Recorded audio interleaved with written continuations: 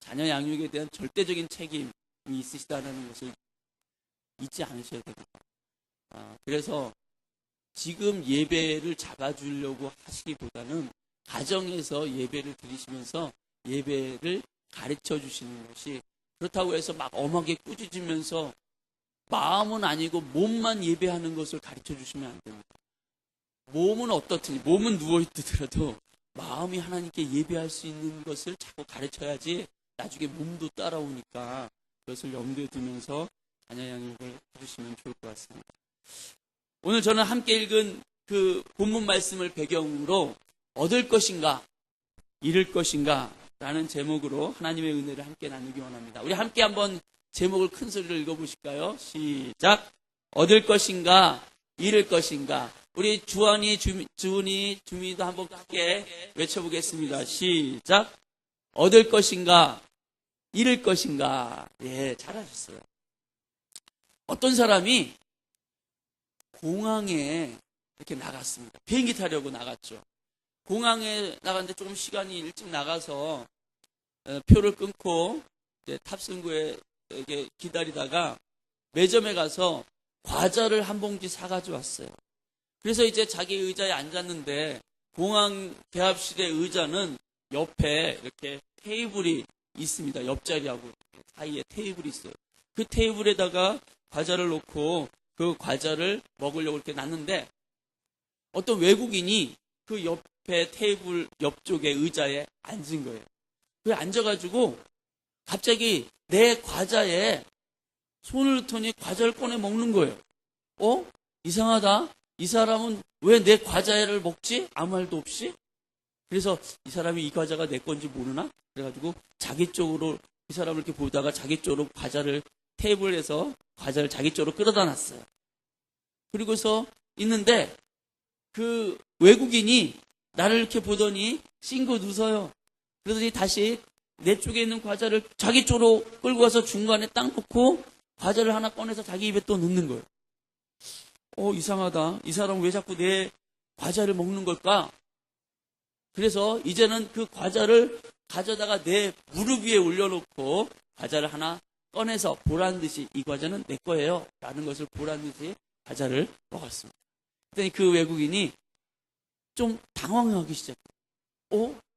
그러더니 그 사람이 벌떡 일어나더니 내 앞으로 성큼성큼 오더니 내 과자를 봉지를 탁 잡는 거예요. 그리고서는 다시 테이블 위에다 딱 올려놓고는 과자를 하나 먹는 거예요. 나는 불편해졌습니다. 이 사람 왜 이러는 거야? 도대체 왜 이러는 거야? 이렇게 생각하고 있다가 마침 비행기 시간이 닿아서 탑승구에 이렇게 사람들이 타는 것을 보고서는 내가 냅다 그 과자 봉지를 집어 들고서는 막 뛰어서 탑승구로 타서 비행기에 들어왔어요. 비행기에 들어와서 자기 자리를 확인하고 내 짐을 비행기 위에 선반에다가 짐을 이렇게 올려놓는데 내가 가졌던 과자 말고 다른 과자가 하나 뚝 떨어지는 거예요. 알고 봤더니 내가 샀던 과자는 내가 깜빡 잊고 가방에 넣어놨던 겁니다. 그러니까 그 과자는 테이블 위에 있던 그 과자는 누구 과자입니까? 바로 외국인이 사왔던 그 과자, 똑같은 과자를 사왔던 거예요. 아차, 이게 내 거가 아니라 외국인의 것이었구나 생각하는 순간 모든 이해 안 됐던 상황들, 왜 외국인이 그렇게 행동했을까? 이해 안 됐던 모든 상황들이 다 이해가 되어지는 것과 동시에 누가 정말 과자의 도둑이었습니까? 내가 과자 도둑이었다. 창피해. 그 사람이 나를 어떻게 생각했을까? 어떻게 생각했을까요? 내가 생각했던 것대로 생각했겠죠. 저 이상한 놈 아니야? 막 이러면서 생각했을 것입니다. 이 이야기는 우리의 관점이 바뀌어지면 잘못된 관점으로 보게 되면 잘못된 행동이 나오고, 관점이 바뀌어지면 상황이 새롭게 이해된다. 우리의 삶의 습관도 관점을 다르게 하면 우리의 삶의 행동과 습관도 달라질 수 있다라고 하는 스티븐 코비의 유명한 책 성공하는 사람들의 7가지 습관이라는 책에 나오는 이야기입니다. 신앙생활을 한마디로 표현한다면 하나님의 관점, 하나님의 마음, 그러니까 하나님이 어떻게 보시는가, 하나님의 마음을 배우고 이해해서 나도 그 하나님의 관점으로 보려고 하는 것이 바로 신앙생활이라고 할 수가 있습니다. 1543년, 제가 인터넷에 찾아봤어요. 1543년 3월 21일. 유명한 그 코페르니쿠스가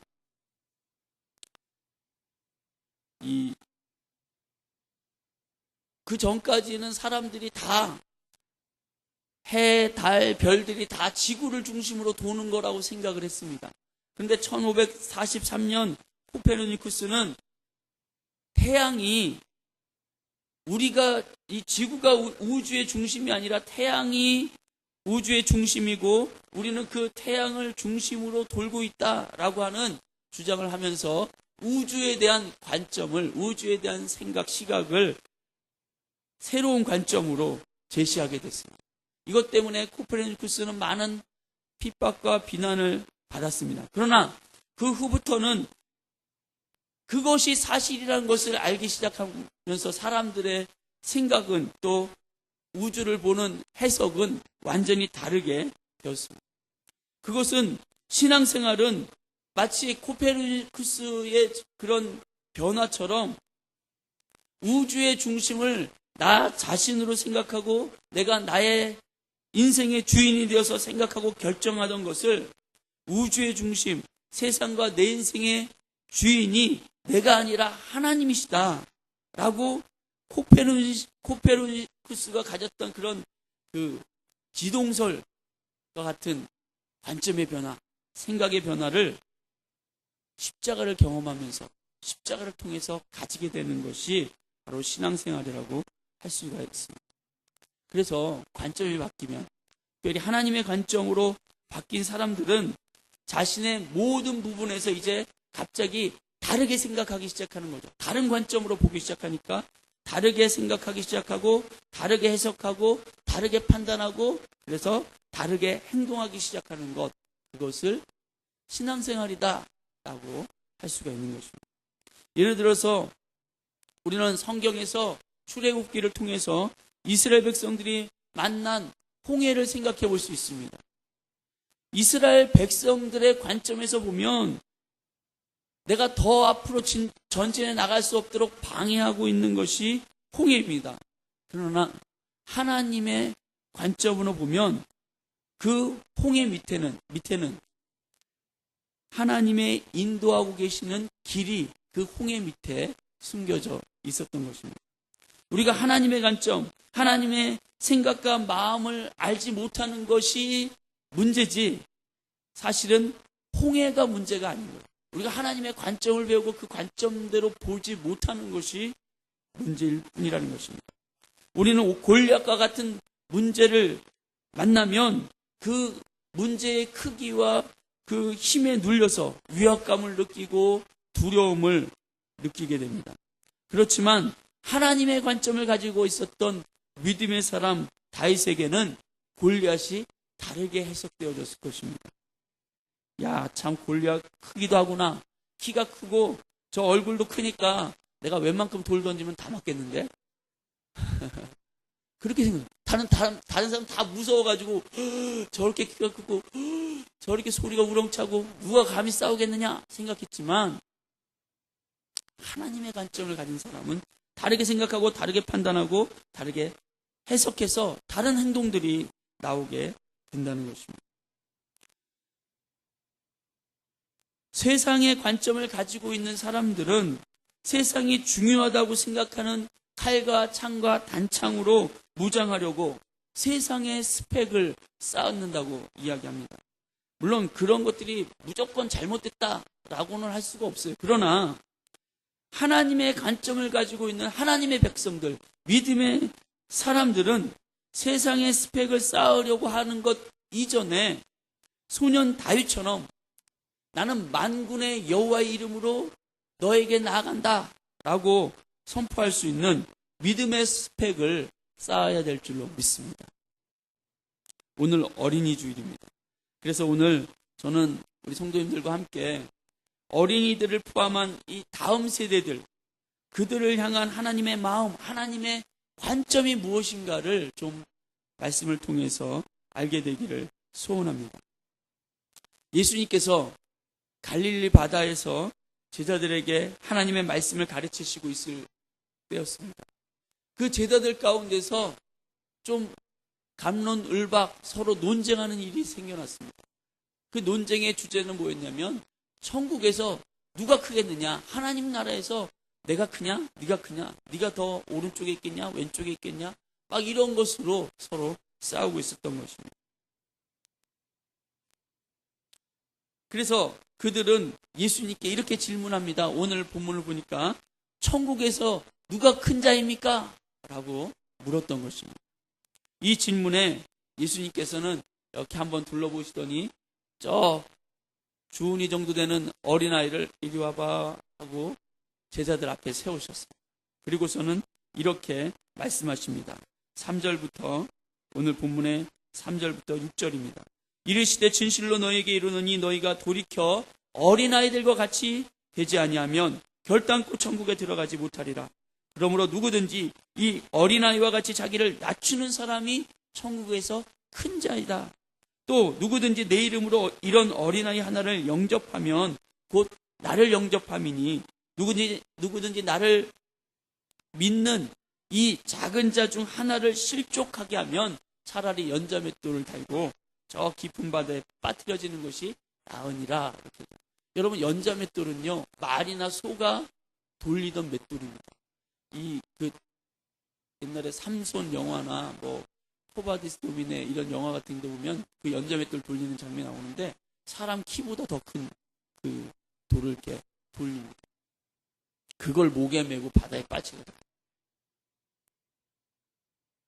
저는 이 말씀을 통해서 하나님 나라에서 어린아이가 차지하는 그 위치에 관해서 예수님의 관점, 예수님의 마음을 세 가지로 좀 요약해서 말씀을 드리고 싶습니다. 첫째는 어린이는 복음을 그대로 믿는 단순한 믿음의 표본인 동시에 겸손하게 잘못을 뉘우치고 구원의 하나님을 신뢰하는 신실한 제자도의 모델이라고 말씀하는 것입니다. 너무 말이 어려운가요? 예수님의 제자의 모델이다. 제자들이 누가 크니까 누가 큰 자냐 서로 싸우고 있을 때, 그리고 그런 질문을 할 때 예수님은 니들 안 되겠다.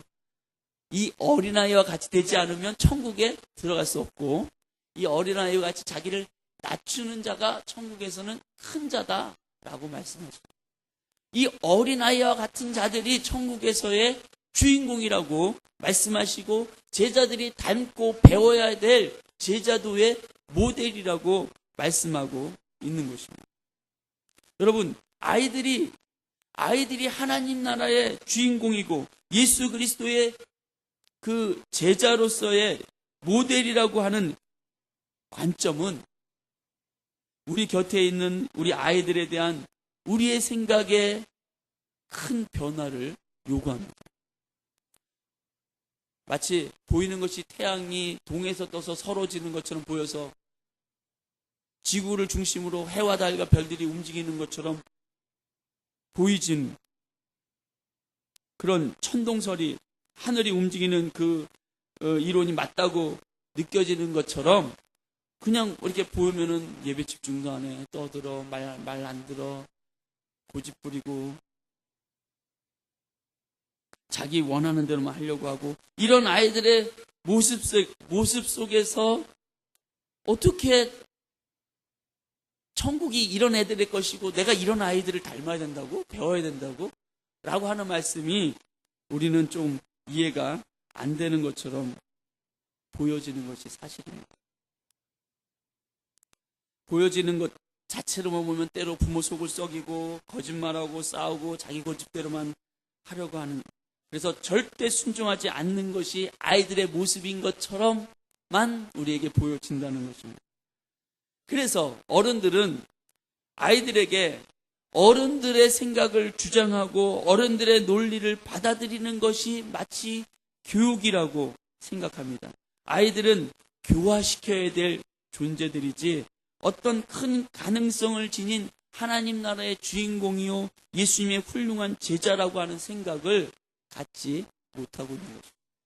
그래서 제자들은 부모들이 아이들을 이끌고 예수님께서 축복해 주시길 바라고 데리고 왔을 때 어이 애들은 애들은 가까이 오면 시끄럽고 떠들고 말씀 전하는데 방학이 되니까 애들은 좀 저 유치부로 가라, 초등부 가라 이렇게 하지. 이렇게 제자들이 할 때 예수님이 그걸 보고 누가복음에서는 그 모습을 보고 분노하셨다고, 화를 내셨다고 표현하기도 합니다. 그러니까 아이들을 보는 예수님의 관점, 하나님의 관점은 우리의 관점과 완전히 다르다는 것을 알 수 있는 것입니다. 예수님은 우리 아이들이 천국의 주인공이요 위대한 믿음의 일꾼이라고 보고 있다는 것입니다. 우리 아이들은 예수님의 신실한 제자들이 오히려 닮아가야 될 그런 아이들로 보고 있다는 거예요. 우리는 어떻습니까? 우리는 그렇게 보고 있습니까? 우리는 제자들처럼 보고 있는 것 아닙니까? 그러나 예수님은 마치 위대한 조각가가 조각할 그 돌 속에 이미 위대한 작품을 보고 있는 것처럼 하나님은 우리 아이들의 모습 가운데서 하나님 나라의 영광을 나타내고 예수님에게 신실한 제자들, 그들로 예수님은 바라보고 계시다는 거예요. 예수님의 마음으로 100만 명 이상의 아이들을 빈곤에서 해방시키고 다음 세대를 그리스도의 세대로 세우는데 헌신한 그런 단체가 있는데 우리가 잘 아는 컴패션이라고 하는 단체입니다. 그 국제 컴패션의 회장인 웨스 스태포드 이분이 하나님이 매우 중요한 일을 시작하려고 작정하셨지만 그 일을 어른들에게 위임할 수 없을 때는 어린이들을 사용하신다, 이런 말을 하였습니다. 그런 말하기를 마치 하나님께서 이렇게 하신다고 얘기합니다. 하나님께서 일을 잠시 멈추시고 손을 비비시면서 따뜻한 미소를 가지시고 말씀하시기를 이 일을 정말 잘할 수 있는 아주 유능한 사람이 필요한데, 그렇지, 이 일은 어린아이에게 맡기면 되겠군 이라고 말씀하십니다. 성경에는 어른들이 엘리 제사장이나 사울 왕이나 어른들이 감당하지 못하고 있을 때 소년들,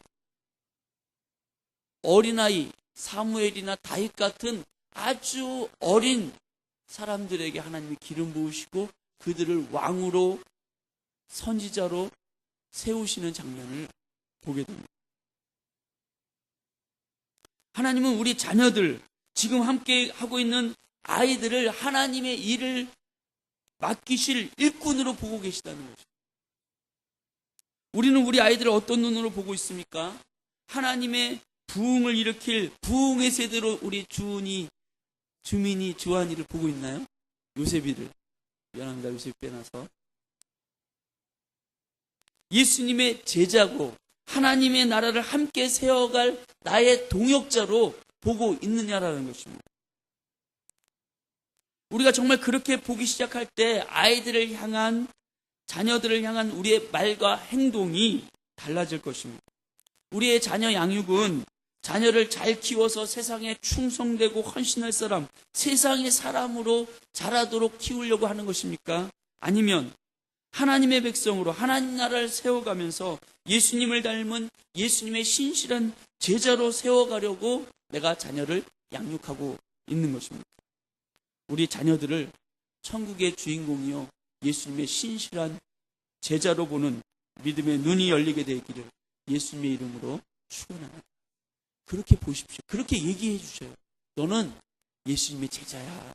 너는 하나님의 백성이야. 너는 빛이야. 세상의 빛이야. 하나님의 영광이 너를 통해서 세상을 비추게 될 거야. 할렐루야. 이것이 성경에서 우리 자녀들을 향해서 선포하고 있는 말씀이고 그렇게 하나님이 보시고 있는 관점입니다. 우리도 하나님의 약속의 말씀을 쫓아서 하나님의 관점을 가지게 되어야 될 줄로 믿습니다. 두 번째로 보여지는 예수님의 관점은 이 아이들이 천국의 주인공이고 예수님의 신실한 제자들로 하나님 보시기 때문에 어른들로 하여금 이 아이들에게 사역하고 이 아이들을 그렇게 훈련시키기를 바라신다는 것을 우리가 배워야 하는 것입니다. 5절에 오늘 말씀 보니까 또 누구든지 내 이름으로 이런 어린아이 하나를 영접하면 곧 나를 영접함이니라 이렇게 말씀하십니다. 한 아이를 영접한다는 것은 곧 그 아이를 받아들이고 사랑하고 귀하게 여기고 존중하는 것을 말합니다. 그것이 예수님 자신을 영접하는 것과 같다고 말씀하시는 것입니다. 예수님을 대하듯 여러분의 자녀들을 대하시기를 예수님의 이름으로 축원합니다. 예수님 섬기듯 자녀들을 사랑하고 섬기고 하시기를 예수님의 이름으로 축원합니다. 우리가 아까 찬양 우리가 형제의 모습 속에 보이는 하나님 형상 아름다워라. 이거 할 때 혹시 마음에 불편한 분들은 없으셨는지 모르겠습니다. 절대로 하나님 형상으로 안 보이는데요.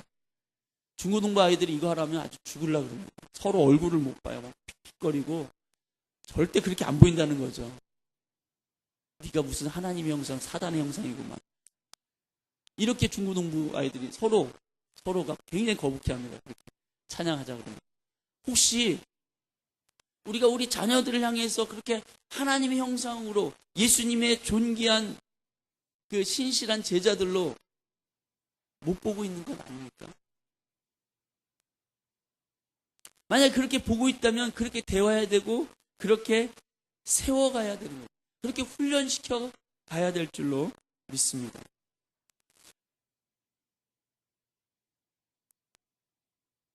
어린아이 하나를 예수님의 이름으로 영접하고 예수님을 대하듯 대하는 가운데 있다라고 하는 것은 이 아이가 예수님이다 이런 의미가 아니라 이 아이가 예수님을 닮은 사람으로 자라가도록 우리가 사역하고 훈련시키는 그 일들을 행해야 한다는 것을 말하는 것입니다. 어린아이들, 다음 세대 청년들, 청소년들을 포함한 다음 세대를 세우는 사역은 예수님께서 자신을 영접하는 것과 같은 중요한 사역이라고, 예수님을 우리가 대접하는 것 같은 중요한 사역이라고 말씀하고 계시는 것입니다. 그러나 부모인 우리들은 다음 세대인 우리 아이들에 대해서 이중적인 태도로 양육하는 경우가 많이 있습니다. 아이들이 소중하고 중요하게 여기기는 하지만 아이들을 세우기 위해서 열심을 다하지만 정작 이 아이들이 하나님 나라의 주인공으로 예수님의 제자로 세우는 사역에는 우리가 많이 무관심해 있습니다. 세상의 스펙을 쌓게 하기 위해서는 재정을 아낌없이 투자하고 세상에서 사회의 주인공으로 성장하기를 기대하면서도 믿음의 스펙을 쌓고 예수님의 제자로 하나님 나라의 주인공으로 성장하는 것에는 그저 교회 학교에 일주일에 한 번, 한두 시간 앉아있다 오는 것으로 다 했다라고 생각하는 경향이 있다는 것입니다. 저는 여기 계시는 부모님들을 포함해서 모든 어른들에게 부탁드리고 싶습니다. 우리 아이들을 하나님 나라의 주인공으로 예수님의 제자로 세우도록 우리를 부르시는 그 하나님의 사역에 헌신하게 되시기를 예수님의 이름으로 축원합니다. 다음 세대를 위한 사역은 주일학교의 선생님이나 목사님에게만 맡겨진 것이 아닙니다. 1차적인 부르심은 부모들에게 있습니다. 내가 내 아이를 그냥 교회를 다니고 하나님을 믿는 신앙인 정도로 겨우 키우려고 하는 것이 아니라 이 아이를 하나님 나라의 주인공으로 세상이 감당치 못할 예수님의 제자로 양육하고자 하는 사명을 부모인 내가 갖지 않는다면 이 땅에 그 누구도 그 사명을 가지고 내 아이를 예수님의 제자로 키워줄 사람은 없다는 것을 알게 되시기를 바랍니다. 그러나 아이들을 어떻게 양육해야 될까요? 고민이죠. 힘들어 보입니다. 저도 힘듭니다. 저와 우리 집사람은 혹시 목사님이시니까 사모님이시니까 잘하고 계시겠지 라고 생각한다면 오산입니다. 저희도 늘 고민해요. 고민하니까 기도하는 것입니다. 어떻게 할까요, 하나님? 어떻게 이 아이를 잘 양육하면 좋을까요? 라고 하나님 앞에 기도하게 되는 것입니다. 제가 기도하면서 아이들을, 우리 큰아이가 이제 17살인데 17년 정도 아이를 양육하면서 깨닫는 것은, 하나님께서는 아이들도 어른들과 똑같이 하나님을 경험하고 알아가도록 우리가 도와줘야 한다는 것입니다. 하나님과의 올바른 관계를 맺는 법을 배울 수 있도록 가르쳐 주어야 한다는 것입니다. 그것이 어른들하고 똑같이 기도 1시간씩 하고 성경 하루에 5장 이상 읽고, 사실은 어른들도 못하는데 잘 그렇게 하라는 것이 아닙니다. 아이들은 아이들의 수준에 맞게 하나님과 관계를 맺을 수 있습니다. 그 관계의 가장 중심은 우리가 늘 우리 어른들도 하고 있는 기도와 말씀입니다. 기도와 말씀을 통해서 하나님을 만날 수 있는 것입니다. 그것을 아이들에게 가르쳐 주는 것입니다. 유대인들은 아주 어릴 때, 5살, 3살 이렇게 어릴 때 하나님 말씀이 꿀처럼 달다라는 것을 가르쳐 주기 위해서 성경을 꿀로 쓴대요. 꿀로 하나님 말씀을 써서 이것을 혀로 이렇게 핥도록 훈련시킨다고 합니다. 하나님 말씀은 이렇게 달콤한 것이다 라는 것이 말씀에 뿐만 아니라 내 몸으로 경험되어지도록 그렇게 한다는 것입니다. 여러분, 잠시라도 아이들과 함께 기도하고 아이들에게도 기도하도록 부탁하고, 때로는 엄마가 아플 때, 아빠가 문제가 있을 때 그것을 얘기하고 기도를 요청, 한마디를 하더라도 기도를 받도록 하는 거예요. 때로는 내가 이 아이가 가진 문제, 우리 아이가 가진 문제는 뭔가요? 엄마가 늘 하는 잔소리 속에 아이의 문제가 다 있죠. 그거를 아이와 함께 나누는 거예요. 너는 이게 문제야 라고 하는 게 아니라 아이가 스스로 자신의 문제를 발견할 수 있도록, 뭔가 큰 사건을 저지르고 났으면 화를 내고 매를 내서 네가 이게 잘못한 것이다 가르쳐 주는 것으로만 그것이 끝나는 것이 아니라 그것에 있는 중심의 그 아이의 문제를 발견할 수 있도록 자꾸 도와주는 것이죠. 그래서 그 문제를 해결할 수 있도록 기도하도록, 하나님의 말씀 속에서 그 문제가 어떻게 해결되어야 되는지 말씀을 가지고 하나님 앞에서 기도하도록 아이들과 함께 그렇게 할 수가 있습니다. 마음을 나누는 것이 필요해요. 우리 교육이요, 교육을 우리는 거저 먹으려고 해요. 날로 먹으려고 해요.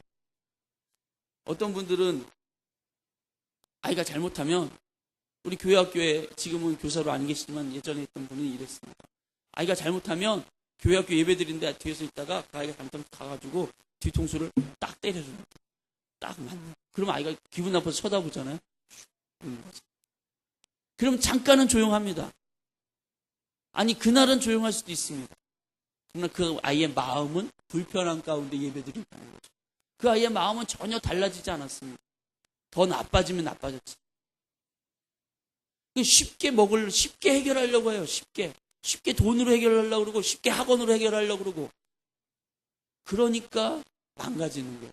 아이와 대화하는, 아이와 마음을 나누려고 하고, 아이와 같이 고민하도록 자꾸 초청하고 공감하도록 하면 거기서 아이가 스스로 생각하고 판단하고 하나님을 만나게 되는 일들이 생겨나게 되는 것입니다. 이게 절대로 쉽다는 얘기가 아닙니다. 어려운 거예요.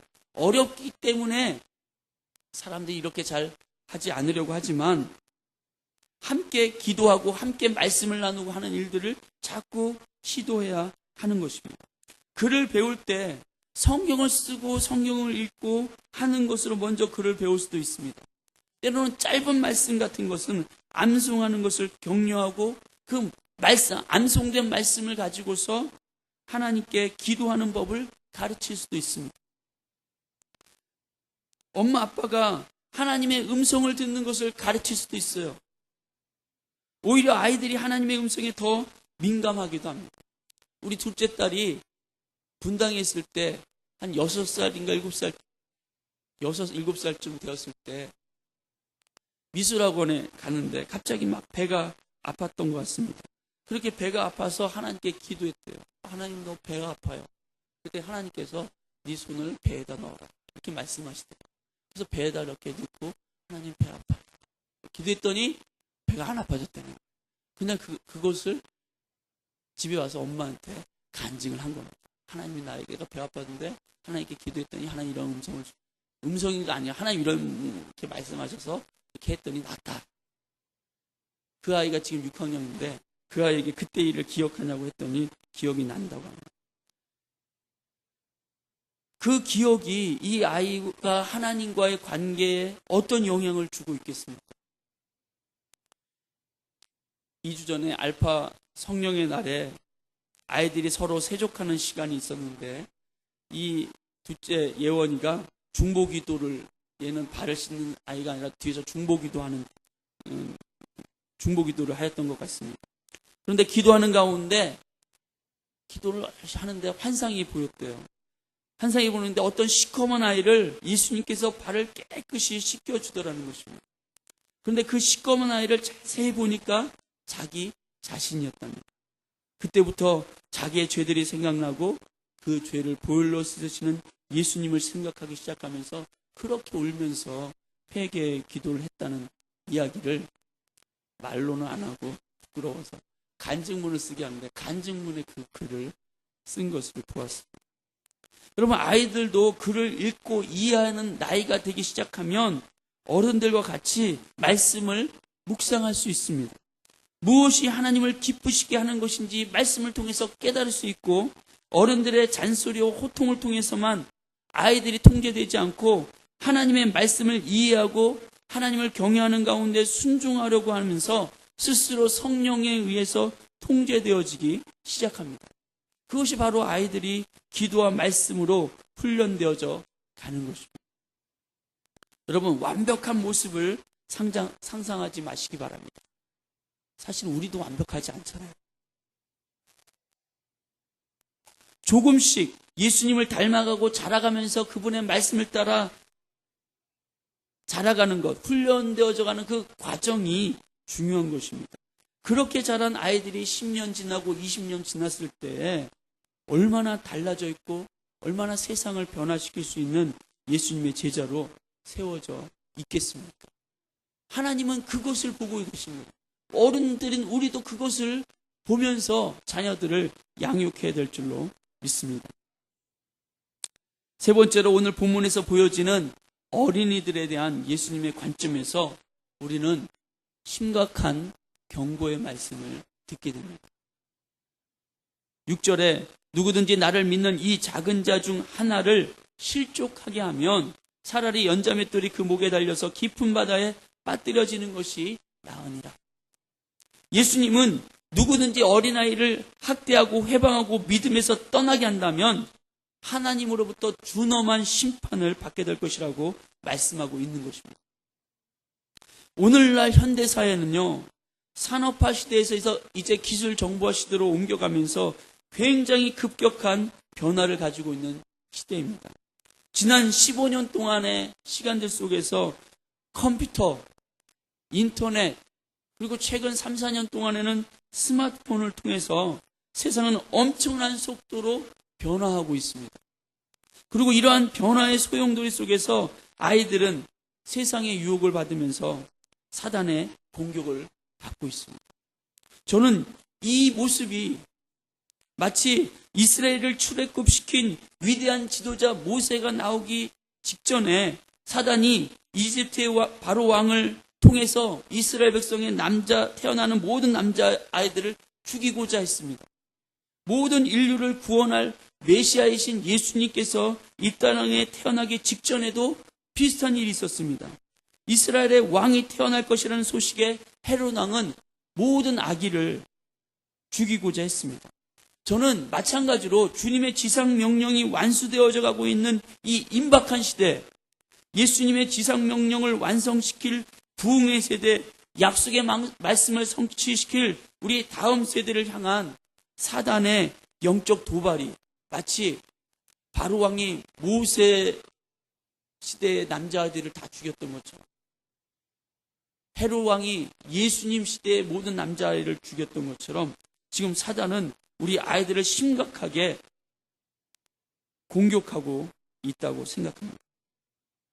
1990년에 루이스 부시라고 하는 선교학 박사는 세계의 선교가 지구의 위도 10도와 40도 사이에 미전도 종족에게 집중되어야 한다는 것을 주장하면서 많은 선교단체와 교회들이 이미 복음이 들어가 있는 그런 안전한 지대에서만 사역을 하고 있다고 그 문제점을 지적했습니다.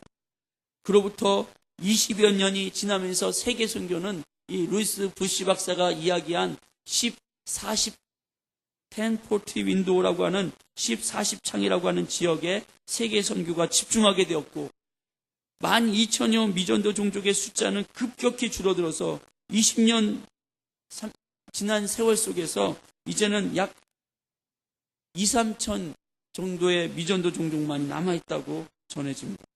그러나 이 미전도 종족의 숫자는 더욱더 빠른 속도로 지금 줄어들고 있습니다.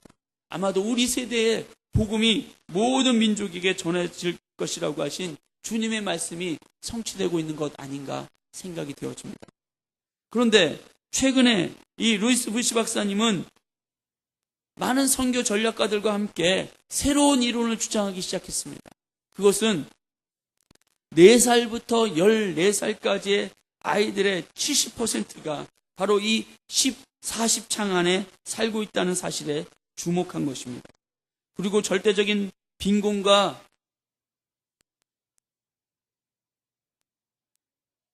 또 그 여러 가지 도전과 기회의 땅이라고 할 수 있는 이 10-40창에 살고 있는 가장 복음의 수용성이 강한 세대가 4살부터 14살까지의 세대라고, 그 세대를 변화시키는 일을 위해 우리의 모든 노력을 마치 예전에 10-40창에 집중했던 것처럼 이제는 4세부터 14세까지의 다음 세대에게 집중해야 된다고 하는 이른바 14창, 4-14 윈도우라고 하는 그런 이론을 이야기하기 시작했다는 것입니다. 4세에서 14세까지 다음 세대에게 우리에게 선교 완성을 위해서 그 아이들에게 복음을 전하는 것을 집중하지 않으면 복음이 땅끝까지 지역적으로 넓혀가다가 어느 순간에는 다음 세대 전체를 잃어버리는, 그래서 복음의 선교 완성을 놓쳐버리는 일이 있을 수 있다고 경고하게 된 것입니다. 저는 지금 이 시대를 살아가는 우리 아이들이 그리고 청소년들이 다음 세대로서 땅끝까지 이르러 내 증인이 되고 모든 족속에게 복음을 증거하라고 하시는 예수님의 그 선교적인 부르심 앞에 있다고 믿습니다. 하나님 나라의 완성을 이룰 그 약속이 성취되는 세대가 바로 다음 세대인 우리 자녀들의 세대라는 것입니다. 다윗의 무너진 장막을 다시 세우고 모든 민족을 하나님 앞에 예배자로 나아가게 할 부흥의 세대가 바로 우리 자녀들의 세대라는 것입니다. 그래서 이 아이들을 향한 사역이 아무리 힘들고 어렵다 할지라도 또 많은 세상의 유혹, 세상의 미혹 속에서 우리 아이들이 도전을 받는다 할지라도 우리는 우리 아이들을 결코 세상에 빼앗겨서는, 잃어버려서는 안 될 줄로 믿습니다. 제가 오늘 설교 조금 길어지는 것 같은데 약 6분 정도의 동영상을 좀 보려고 합니다. 이 동영상 잠깐 보시고 말씀 결론 내리도록 하겠습니다.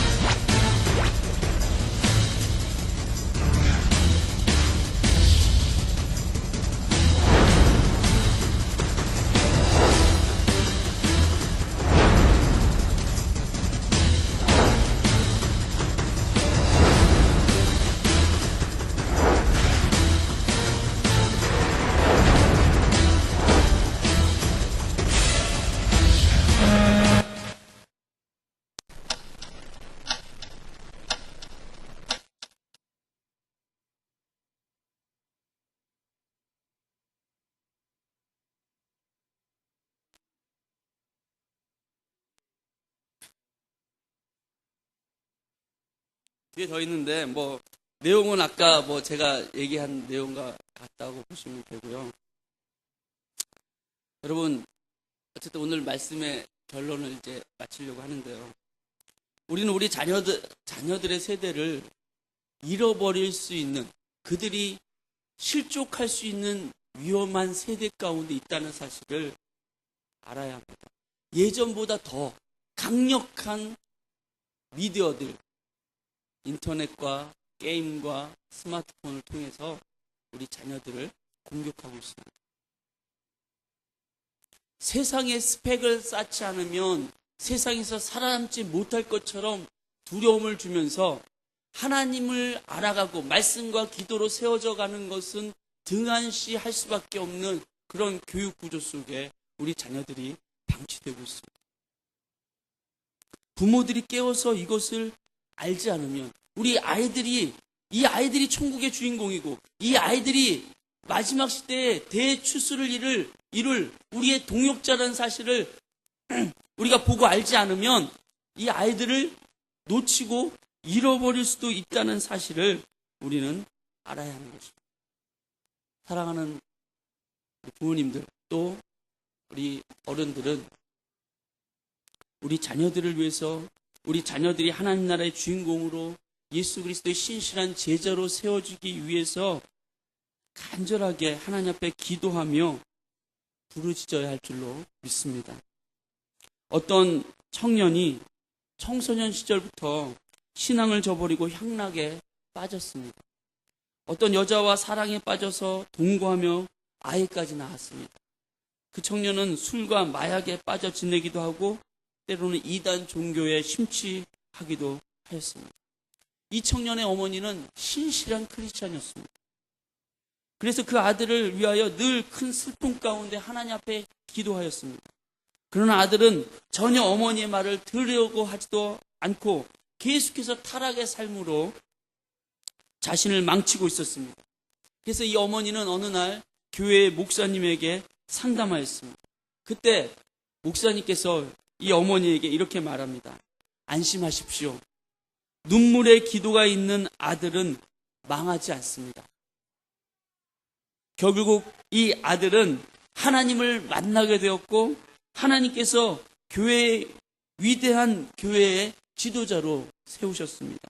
바로 어거스틴과 그 어머니 모니카에 대한 이야기입니다.